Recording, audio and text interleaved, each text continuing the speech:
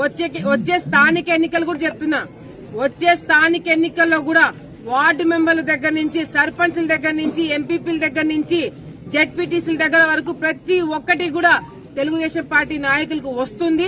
NDA ప్రభుత్వం సాధిస్తుంది. దానికి కారణం కూడా మేము చేసే పనులు మాత్రమే అని చెప్పి కూడా సందర్భంగా తెలియజేస్తున్నాం.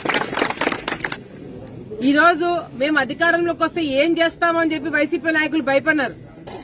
కానీ ఈ రోజు అధికారంలోకి వచ్చిన తర్వాత ప్రజా సమస్యల మీద మా దృష్టి పెట్టినాం.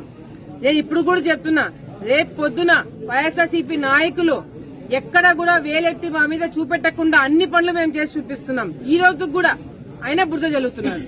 వైసీపీ నాయకులు ఈ రోజు కూడా బురద జల్లే కార్యక్రమాలు చేస్తున్నారు. మొన్నటికి మొన్న 1 కోటి సంతకాలంట, 1 కోటి సంతకాలు కోతులతో చేయించుకున్నట్టున్నారు. ఆ 1 కోటి సంతకాలు దేనికి చేయించుకున్నారో కూడా వాళ్ళ కార్యకర్తలకు తెలియదు. గవర్నర్ని కలిసి 1 కోటి సంతకాలు ఇస్తారంట.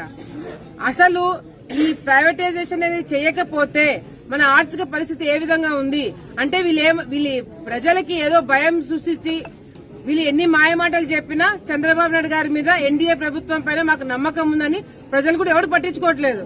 అది వాళ్ళకి అర్థం కావట్లేదు.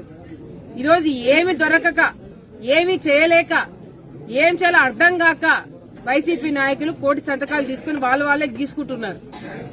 మీరు ఎన్ని సంతకాలు తీసుకున్నా, ఏం మొత్తుకున్నా, ఏమి చేసినా కూడా ప్రజలకి మా మీద నమ్మకము అది ఏర్పడింది. దాన్ని మీరు తీయడానికి ఏం చేయలేరు.